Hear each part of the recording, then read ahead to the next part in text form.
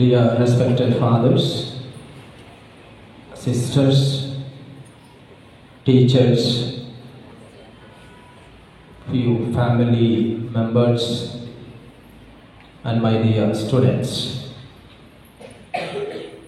Iroju, I am so happy to stand before you all to celebrate this holy mass for all of you, and I am happy to preach something about the importance of the youth. ఈ ప్రపంచములో ఉన్న సకల శక్తి మీలోనే ఉంది అని, పర్టికులర్గా నీలోనే ఉంది అని. అసమర్థురాలు అని భావించకు, నువ్వు ఏదైనా చేయగలుగుతావు, అన్నిటినీ కూడా సాధించగలుగుతావు. You have to believe in your self. ఒక ఇండివిజువల్గా, నాట్ యాజ్ ఎ గ్రూప్, ఒక ఇండివిజువల్గా you have to believe in your self. జీవితం నీటిపైన నడిచే నావ అయితే ఎగసిపడే కెరటాలు జీవితములో ఎదురయ్యే సమస్యలు. ట్రై టు అండర్స్టాండ్ మీ. జీవితం నీటిపైన నడిచే ఒక నావ అయితే ఎగసిపడేటటువంటి కెరటాలు జీవితములో ఎదురయ్యే సమస్యలు. ఏ అలలో ఏ బలం ఉందో, ఏ అల ఏ మలుపు తిప్పుతుందో చెప్పటము చాలా కష్టమని. అందుకే మనం చూస్తూ ఉంటాము, కొన్ని అలలు అగాధములోకి ముంచివేస్తాయి, మరికొన్ని అలలు ఒడ్డుకు చేరుస్తాయి. నమ్ముతారా? కొన్ని అలలు అగాధములోకి లోపలికి సముద్రంలోకి ముంచివేస్తే మరికొన్ని అలలు ఒడ్డుకు చేరుస్తాయి అని. ఇదే నేను చెప్పదలుచుకున్నటువంటి విషయం ఏమిటి అని అంటే, నీ జీవితంలో నువ్వు తీసుకుంటున్నటువంటి నిర్ణయాలే, the decisions that you make in your life, ఆ నిర్ణయాలే నీ జీవితంలో నిలబడతాయి. నువ్వు సరైనటువంటి నిర్ణయాలు తీసుకుంటే ఒక మంచి క్యారెక్టర్ కలిగినటువంటి లైఫ్ నువ్వు జీవిస్తే ఆ అలననేటువంటి జీవితం ఒడ్డుకు చేరుస్తాయి. ఒకరోజు ఆ గమ్యాన్ని నువ్వు చేరుకుంటావు. You will be able to reach your goal. అంతేగాని కొన్ని అలలు అగాధంలోకి ముంచివేస్తాయి అని అన్నాం. ఇలాంటి అలలు ఏమిటి అని అంటే, ఇష్టం వచ్చినటువంటి విధంగా, నచ్చినటువంటి విధంగా, క్యారెక్టర్ లేనటువంటి జీవితాన్ని జీవించేటటువంటి విధంగా మనం జీవించినప్పుడు మన జీవితాలు కూడా అగాధంలోకి వెళ్ళిపోతాయి. ఎవరు కూడా సేవ్ చేసేటటువంటి వీలు కూడా ఉండదు. ఆ విధముగా ఉండకుండా మనం తీసుకునేటటువంటి నిర్ణయాలు మన జీవితం పైన ఆధారపడి ఉంటాయి. కనుక we need to take the best decisions in our life. దానికి ప్రాముఖ్యత ఇవ్వాలి. దానికి ఒక ఇంపార్టెన్స్ ఇవ్వగలగాలి. మన జీవితాన్ని మనమే నిర్మించుకోవాలి. ఇంకొకరు ఎవరో వచ్చి నిర్మించరు. నీ జీవితాన్ని నేను కాపాడతాను, నీ జీవితాన్ని నేను నిర్మిస్తాను, నన్ను నమ్మి నా దగ్గరకు రా, ఒట్టి మాటలు నమ్మవద్దు. నీ జీవితానికి నువ్వే పునాది వేసుకోవాలి. నీ జీవితానికి నువ్వే ఒక ఆధారు కావాలి. నీ జీవితానికి నువ్వే ఒక శిల్పిగా మారాలి. అలా చెయ్యని ఎడల అంతకాల జీవితము అవుతుంది. యువత అనంటే ఇట్స్ ఎ పవర్. యువత అనంటే ఎనర్జీ. అవునా అవునా కదా? So silent. అవునా కదా? యువత అనంటే ఒక ఎనర్జీ, ఒక పవర్, ఒక సునామీ అని చెప్తా ఉంటారు. అవునా కదా? ఎవరు చెప్పారు మీకు? యువత అంటే ఒక పవర్ అని, యువత అంటే ఒక ఎనర్జీ అని, యువత అంటే ఒక సునామీ అని ఎవరు చెప్పారు మీకు? ఎవరు చెప్పారు? అందరూ చెప్తారు. జనరలీ ఎవరిబడీ సే. మీకే డౌట్ వస్తుంది కదా, అవును నిజంగానే మాకు ఒక ఎనర్జీ ఉందా లేకపోతే ఆ పవర్ ఉందా? నేనేదో కొంచెం గట్టిగా అనేసరికి ఎవరు చెప్పారంటే సైలెంట్ అయిపోతా ఉన్నాను కదా. అంటే యూ డౌట్ యువర్ సెల్ఫ్. యువతకు ఆ పవర్ ఉంది, యువతకు ఆ ఎనర్జీ ఉంది. దాన్ని you have to believe your self. నువ్వే ఆ బలం అని నువ్వు సంపూర్ణముగా నమ్మగలగాలి. మనమందరము కూడా మొబైల్ యూజ్ చేస్తా ఉన్నాం. మొబైల్ యూజ్ చేయాలంటే దానికి కంప్లీట్గా ఛార్జింగ్ బాగుండాలి. బాగా ఏదో బిజీగా ఉన్నాం అనుకోండి, నేను చూడండి మొబైల్ తీసుకొచ్చాను, దానికి ఫుల్గా ఛార్జింగ్ పెట్టాను. నాకు కూడా ఒక ముందు చూపు ఉంది, ఒకవేళ ఆ ఛార్జింగ్ అయిపోతాదేమో అని చెప్పి పవర్ బ్యాంక్ కూడా తీసుకొచ్చుకున్నాను. అని అంటే దానికి అడిషనల్ ఎనర్జీ ఇవ్వటానికి, అడిషనల్ పవర్ ఇవ్వటానికి నేను మళ్ళీ ఛార్జర్ పవర్ బ్యాంక్ కూడా తెచ్చుకున్నాను. అని అంటే ఎనర్జీ ఎక్కడైపోతుందో ఏమో, పవర్ ఎక్కడైపోతుందో ఏమో అని పవర్ బ్యాంక్కి నేను సహాయం తీసుకుంటూ ఉన్నాను. మీలో కూడా పవర్ అన్నది మీలో ఉంది. That you have to realize yourself. Energy, ఆ పవర్ బ్యాంక్ ఏదైతే నేను చెప్పాను, దానివల్ల మళ్ళీ ఆ సెల్ ఏ విధముగా అయితే ఛార్జ్ అవుతుందో, ఛార్జ్ చేయటానికి ఇలాంటి సిస్టర్స్ మీ దగ్గర ఉన్నారు, టీచర్స్ మీ దగ్గర ఉన్నారు, తల్లిదండ్రులు మీ దగ్గర ఉన్నారు, మంచి ఫ్రెండ్స్ మీ దగ్గర ఉన్నారు. They are like power banks for all of you. నువ్వేదో నీ జీవితంలో డల్లుగా ఉన్నప్పుడు, చేత కానటువంటి పరిస్థితుల్లో ఉన్నప్పుడు, దే ఆర్ ద బూస్టర్స్. నీకు ధైర్యాన్ని నింపేటటువంటి వాళ్ళ వ్యక్తులు మీ చుట్టుపక్కలనే ఉన్నారు. వాళ్ళు మిమ్మల్ని అందరినీ కూడా మేల్కొల్పుతా ఉన్నారు. They are awakening you all of you. నీలో ఆ శక్తి ఉంది. Come on, you can do it well, you can do it well అని నీకు మంచిగా బూస్ట్గా ఉంటూ ఉన్నారు. వాళ్ళను కూడా అంటే ధైర్యపరుస్తున్నటువంటి వాళ్ళను, ఒక ఎనర్జీ ఇచ్చేటటువంటి వాళ్ళ మాటలను కూడా మీరు నమ్మాలి. అంతేగాని నీ చేత కాదు పో, నీ వల్ల కాదు పో, నువ్వు చెయ్యలేవు పో, నువ్వు చదవలేవు, నువ్వు ఆడలేవు, నువ్వు పాడలేవు, నీకు మంచి మార్కులు రావు, నీ జీవితంలో నువ్వు సక్సెస్ కావు అనేవాళ్ళు కూడా ఉంటారు కదా. ఉన్నారు కూడా చెప్పేటటువంటి వాళ్ళు చాలా మంది మనం చూస్తాం. నా జీవితంలో కూడా నేను ఎదుర్కొన్నాను. ఏదైనా ఒక పని చేస్తా ఉన్నప్పుడు, మంచి కార్యం తలచినప్పుడు ఇలాంటి మాటలు అనేవాళ్ళు కూడా ఉన్నారు. ఎందుకు ఫాదర్ ఈ అవసరమా, నువ్వు చేయగలుగుతావా అన్నటువంటి వాళ్ళు ఉన్నారు. అంటే నిరుత్సాహపడేసేటటువంటి వాళ్ళు ఉన్నారు. అలా అని చెప్పి అలాంటి వాళ్ళు ఎవరో చెప్తా ఉన్నారు, నీ చేత కాదు అంటున్నారు, నీ వల్ల కాదులే అంటున్నారు, you don't have the power అని చెప్తా ఉన్నారు అని వాళ్ళ మాటలను విని నమ్మి నీ జీవితం నువ్వు అలాగే కొనసాగిస్తే యూ విల్ బికమ్ పవర్లెస్. నీలో పవర్ ఉన్నా కూడా, ఛార్జ్ చేయగలిగినటువంటి ఆ శక్తి, ఆ ఎనర్జీ నీలో ఉన్నా కూడా, ఎవరో మాటలు నువ్వు నేనే ఆ విధముగా ఉంటే అదే విధంగానే ఉండిపోతావు. ఆ ఎగ్జాంపుల్ చెప్పాను కదా, అలలు అగాధంలోకి నెట్టివేస్తాయి అని. ఇలాంటి వాళ్ళు నీ జీవితంలో అగాధంలోకి నిన్ను నెట్టివేస్తారు. ఆ విధముగా కాకుండా మీరేమి చెయ్యాలి అని అంటే నిన్ను నీవు నమ్ముకోవాలా. నీలో ఉన్నటువంటి ఆ ఎనర్జీ పవర్ అంతా కూడా నువ్వు నమ్ముకోవాలి. నేను చిన్న చిన్న ఎగ్జాంపుల్సే నా జీవితంలో అని అంటే, సైకిల్ తొక్కడం రానప్పుడు అనుకునేవాడిని, బాగా సైకిల్ తొక్కేటటువంటి వాళ్ళని చూసి బాగా తొక్కుతున్నాడే సైకిల్ నాకు రాదే అనుకునేవాడిని.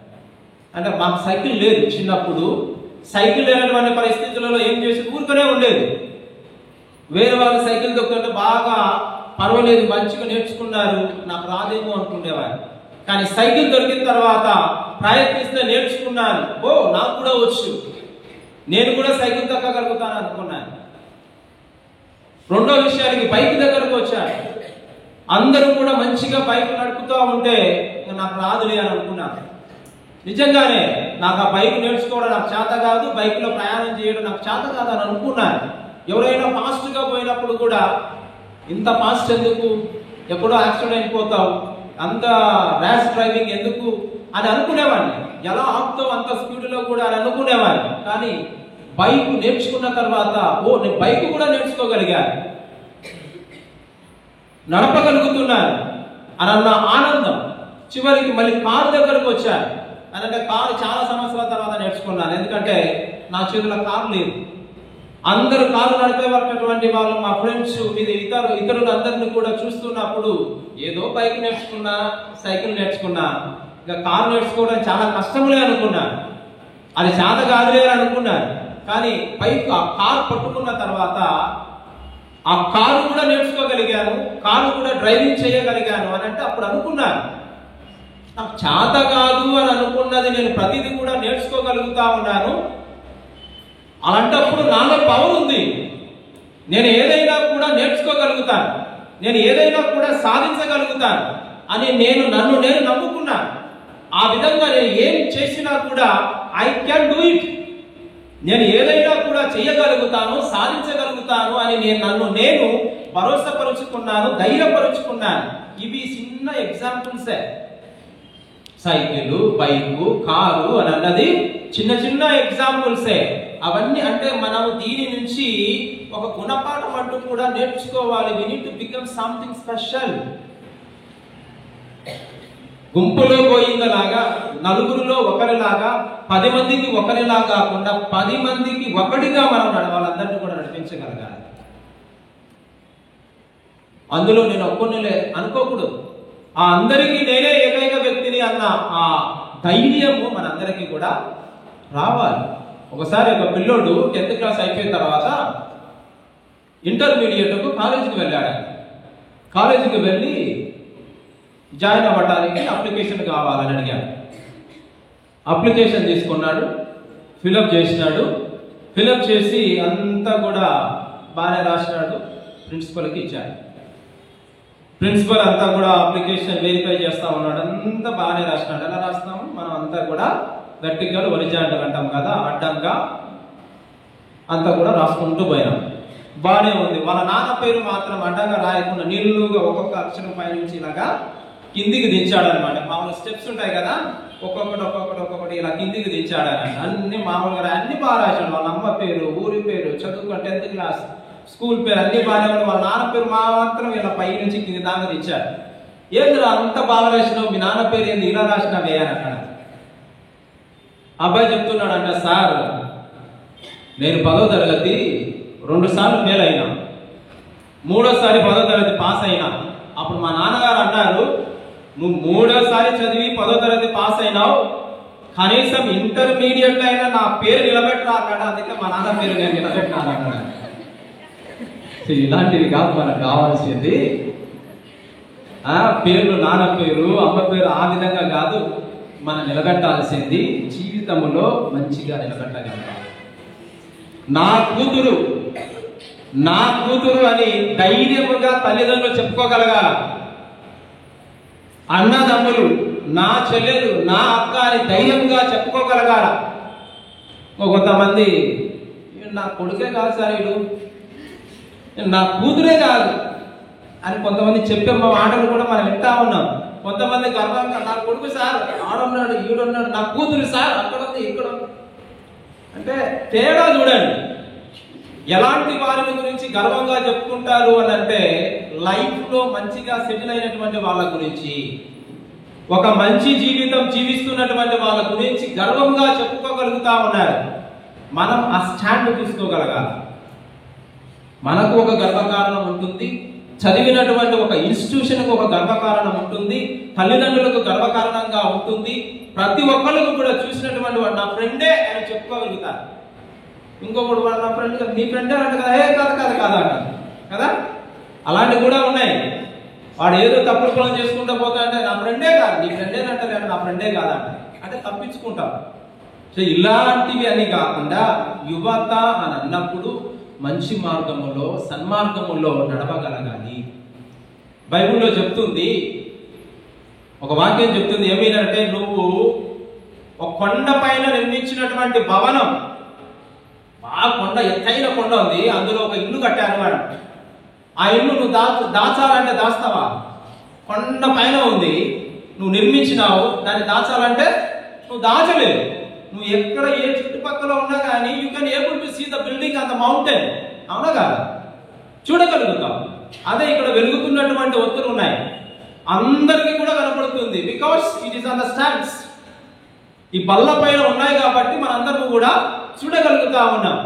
అదే దాన్ని తీసుకొని ఎక్కడో దీని కింద దాచిపెడితే కనపడవు. అదే అక్కడ చెప్తుంది బైబుల్ ఏమిటి అని అంటే, ఆ కొండ పైన నిర్మించినటువంటి భవనములాగా నువ్వు ఉండాలి. ఆ వెలుగుతున్నటువంటి ఒక వ్యక్తిలాగా, అంటే క్యాండిల్స్ లాగా మీరు మీ జీవితంలో వెలగాలి. అంటే యేసు ప్రభు చక్కగా చెప్తాడు, I am the light of the world అని. నేను లోకానికి వెలుగు.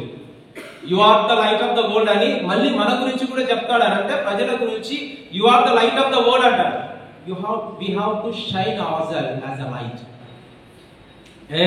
లేదు నాకు లైట్ లేదు, ఏం లేదు, నేను దాచిపెట్టుకుంటాను, మరుగున ఉంటాను, 10 మందిలో నేను ఒక్కడిని అని అన్నది కాదు. You have to shine your self. You must empower your self to shine the light. అది మనమందరము కూడా గుర్తుకు పెట్టుకోవాలి. మరి ఈ విధంగా 2 మాటలు, కదిలేవాడు కదిలించగలుగుతాడు. కదిలేవాడే కదిలిస్తాడు. నీకు మూమెంట్ ఉంటే వేరే వాడిని కూడా నువ్వు మూవ్ చేయగలుగుతావు. నీకే కదలిక లేకపోతే, నువ్వే మాట్లాడలేకపోతే, ఆ మూమెంటే లేకపోతే ఇంకొకరిని నువ్వు ఏం కదిలిస్తావు? సాధ్యం కాదు. మారేవాడే మార్చగలుగుతాడు అని. మారిన వాడే మార్చగలుగుతాడు, రగిలేవాడే రగిలించగలుగుతాడు అని. నిప్పు రవ్వలు మనం చూసినాం అక్కడ లాస్ ఏంజల్స్, కాలిఫోర్నియాలో మనం చూసినాం. ఎక్కడో రగిలినటువంటి నిప్పు ఏమైంది? అడవులన్నీ కాల్చుకుంటూ పట్టణాన్ని అంతా కూడా కాల్చుకుంటూ సర్వనాశనం చేసేది. అంటే రగిలేవాడు రగిలించగలుగుతాడు. ఈ నిప్పు కూడా ఒక చిన్న ఎగ్జాంపుల్. ఆ అడవిలో స్టార్ట్ అయినటువంటి నిప్పు ఎన్నెన్నో ఇళ్లను, సిటీస్ అంతా కూడా నాశనం చేసింది. అదే నిప్పు పొయ్యిలో ఉంటే నీకు మంచి భోజనం తయారు చేసి పెడతాది. అవునా కాదా? నీకు అన్నం చేసి పెడతాది, పప్పు చేసి పెడతాది, ఇంకేదైనా కూడా చేసి పెడతాది. అని అంటే ఉన్న ప్లేసుని బట్టి ఆ నిప్పు అడవిలో పెడితే అడవిలంతా కాల్చి వేస్తుంది. అదే నిప్పు పొయ్యిలో ఉంటే మనకు ఆహారాన్ని తయారు చేసి పెడతాది. దీన్ని బట్టి చూస్తే where you have to stand your self. నీ జీవితంలో నువ్వు ఎక్కడ ఉంటే నువ్వు బాగుపడతావు అని అన్నది నువ్వు నిర్ణయించుకోవాలి. ఎలాంటి ఆలోచనలు తీసుకుంటే, ఎలాంటి జీవితము నువ్వు జీవించగలిగితే ఆ జీవితమే నిన్ను నిలబెట్టగలుగుతుంది. ఎక్కడో అడవిలో వేసినటువంటి నిప్పు నాశనం చేస్తే నీ జీవితము కూడా అంధకారం అవుతుంది, నాశనం అవుతుంది. అదే ఆ పొయ్యిలో ఉన్నటువంటి ఆ నిప్పు మరో కొత్తదనానికి నాంది పలుకుతూ ఉన్న రకంగా నీ జీవితానికి కూడా కొత్తదనం ఇస్తుంది. సంవత్సరాలకు నువ్వు అనుకున్నటువంటి పనులు నువ్వు అనుభవించగలుగుతావు. ఇప్పుడు టైము దాదాపుగానంటే 10:30. వెంటనే 12 గంటలకు లేకపోతే 6 గంటలకు రావాలి అంటే వస్తుందా? రాదు. అది నిదానంగా తిరుగుతూ రావాలి.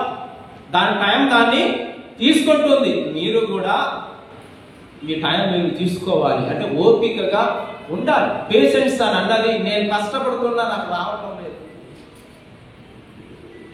నా శాతమైనంత వరకు నేను కష్టపడుతున్నా, చదవడం నా వల్ల అవటం లేదు అని అన్నది కాదు. పేషెన్స్ మనకు ఉన్నప్పుడు, ఓపిక మనకు ఉన్నప్పుడు, ఆ ఓపిక, ఆ పేషెన్స్, ఆ ఎనర్జీ, ఆ పవర్ ఏదో ఒక రోజు తప్పకుండా మనలో ఒక ఉన్నతమైనటువంటి స్థానానికి అవి చేర్చగలుగుతాయి. అందుకే ఆత్మవిశ్వాసము అని అన్నది చాలా అవసరం. నేను అన్ని కూడా చేయగలుగుతాను, నాలో ఆ శక్తి ఫుల్లుగా పూర్తిగా ఉంది అని మీరు నమ్మగలగాలి. లక్ష్యం, రెండు పాయింట్లు ఎక్కువ ఏం చెప్పను. లక్ష్యం, ద గోల్, స్పష్టమైనటువంటి లక్ష్యాలను మీరు నిర్దేశించుకోండి. ప్రతి అడుగు మీ లక్ష్యానికి దగ్గరకు తీసుకొని వెళతాయి.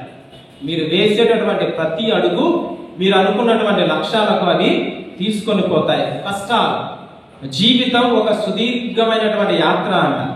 మార్గంలో కొన్ని అడ్డంకులు ఎదురవుతాయి, వాటిని అధిగమించడమే నిజమైనటువంటి విజయం. ప్రతి అడుగు మనల్ని లక్ష్యానికి దగ్గర చేరుస్తూ ఉన్నాయి. ప్రతి అనుభవం ఒక గుణపాఠం నేర్పిస్తూ ఉంది. ప్రతి పొరపాటు ఒక అవకాశాన్ని ఇస్తూ ఉంది. అని పొరపాటు చేసినాను ఇంకా అంతే అయిపోయింది, నాకు ఛాన్స్ అయిపోయింది అని అనుకోవటం కాదు. ఫెయిల్ అయిపోయాను, ఇంకా అయిపోయింది, నా పని అయిపోయింది అని అనుకోవటం కాదు. It is a new opportunity, it is a new chance for all of you. దీన్ని మై డియర్ స్టూడెంట్స్, ఈ యవన ప్రాయములో దీనిని గుర్తించండి. You have that energy, you have that power to create something new and to become something new. దీన్ని ఈరోజు మీ అందరికీ కూడా నేను చెప్పదలుచుకున్నాను. So there are lot of points. మరి టైం ఎంత అయిందో నాకైతే తెలియదు, కానీ దీన్ని బట్టి మీరు ఈరోజు ఆ సిస్టర్స్ ఒక చక్కని ప్రోగ్రామును అరేంజ్ చేశారు. ఆ something, a message is given to you, accept it. నాకు కాదులే అని అనుకొని గొంగళి పురుగు లాగానే ఉంటే అలాగనే ఉండిపోతాం. You have to change. ఆ గొంగళి పురుగు కూడా క్యాటర్ పిల్లర్. క్యాటర్ పిల్లర్ అంటే మీకు ఇష్టమేనా? ఏమి ఇష్టం? క్యాటర్ పిల్లర్ ఇష్టమా లేకపోతే బటర్ఫ్లై ఇష్టమా? బటర్ఫ్లై ఇష్టం. ఎందుకు ఇష్టము? క్యాటర్ పిల్లర్ అంటే ఎందుకు ఇష్టం లేదు? అది ఒక పురుగు కదా. క్యాటర్ పిల్లర్, గొంగళి పురుగు ఒక పురుగు. అది దాని ఒకవేళ పొరపాటున ఇటు వచ్చింది అనుకోండి పిల్లల దగ్గరికి, మీ చెంతకు ఏం చేస్తారు? తప్పున నెట్టి వేస్తారు, అవునా కదా? నా దగ్గరకు వస్తుంది అని చెప్పేసి పక్కకు నెట్టి వేస్తారు. ఒకవేళ బటర్ఫ్లై దగ్గరకు వస్తే అన్ని మర్చిపోతారు, దాన్ని పక్కనికి ట్రై చేస్తారు, ఆడుకోవడానికి ట్రై చేస్తారంటే గొంగళి పురుగుగా ఉన్నప్పుడు ఎవరు ఇష్టపడటం లేదు. ఒకవేళ నువ్వు ఆ గొంగళి పురుగులాగా ఉంటే, ఒక క్యాటర్ పిల్లర్ లాగా నీ జీవితం నువ్వు జీవిస్తే, nobody will like you. Not only your teachers, not only your sisters, even your parents. వీడందుకు దరిద్రంగా ఇంట్లో పడిపోయినాడు అంట. ఈ అమ్మాయి ఏమి శాత కాదు అని అంట. తల్లిదండ్రులే అంటారు, don't be like the caterpillar, be always like a butterfly. బటర్ఫ్లైగా నువ్వు మారినప్పుడు అందరూ ఇష్టపడతారు. నీ పేరెంట్స్ కాదు, నీ టీచర్స్ కాదు, మేము కాదు, సమాజంలో ఉన్న ప్రతి ఒక్కడు ఇష్టపడతాడు. Why? Because it has changed to the butterfly. There is a transformation, there is a change. నీ జీవితంలో నువ్వు కూడా బటర్ఫ్లైగా ఒక కలర్ఫుల్గా ఎదగాలి, మార్చుకోవాలి. ఆ అందమైన కలర్ఫుల్ జీవితాన్ని నువ్వు ఆస్వాదించాలి అని అంటే ఛాలెంజెస్ ఎన్నో ఫేస్ చేయగలగాలి. సమస్యలు జీవితంలో ఎన్నో వస్తూ ఉంటాయి. అమ్మ నా వల్ల కాదులే, నేను ఇప్పుడే ముసుద్దానే. కొంతమంది ఎనర్జీ లేదు, నా చేత కాదులే అని అనుకో. మాట్లాడమని అంటే నేనేం మాట్లాడు, నాకు చేత కాదులే. పరిగెత్తు అని అంటే నా చేత కాదు, నా కాళ్ళ నొప్పులే అని. అన్ని రకాలుగా. కొంతమంది పిల్లలు వంటలు చేయడం కూడా రాదు. చాలా మంది ఇదే జరుగుతూ ఉంది. ఇంటర్మీడియట్ డిగ్రీ వచ్చిన పెళ్ళిళ్ళు అయిపోతున్నా వంటలు చేయడానికి కూడా రాదు. But you have to be in all the places. ఏదో ఒకటే కాదు, చదువులోనే మాత్రమే కాదు, in everything you have to be. So my dear students, ఈరోజు చెప్పినటువంటి ఈ యొక్క కొన్ని మాటలు మంచి మనసుతో స్వీకరించండి. యువత దేశానికి వెన్నుముక అంట. రైతు దేశానికి వెన్నుముక అంట. రైతు బాగా కష్టపడతా ఉన్నారు, పంటలు పండిస్తున్నారు, మంచి ఆహారాన్ని ఇస్తా ఉన్నారు. మీరేం చేస్తున్నారు? దేశానికి వెన్నుముక అన్నారు, బట్ మీరేం చేస్తున్నారు? What are you doing to the nation? చెప్పండి. రైతు అంటే అన్నం పెడుతున్నాడు, యువత మీరేం చేస్తున్నారు? ఇక్కడ కూర్చున్నటువంటి వాళ్ళు మీరే చెప్పండి చూద్దాం. మీరు నిజంగా వెన్నుముకనా కాదా? అవునా కాదా? సమాధానం లేదు. ఎందుకంటే మీరు దేశానికి ఏం చేయటం లేదు. దేశానికి చేయకపోయినా పర్వాలేదు, కానీ కనీసం మీకోసమైనా ఏదైనా చేయాలి. That is what I want to say. నీ జీవితాన్ని నువ్వు చక్కగా నిర్మించుకో. నీ జీవితానికి నువ్వు ఒక వెన్నుముకగా, నీ కుటుంబానికి కనీసం నువ్వు ఒక వెన్నుముకగా, ఆ పిమ్మట దేశానికి you become something. So I wish you all the best. Become something special in your life. May God bless you.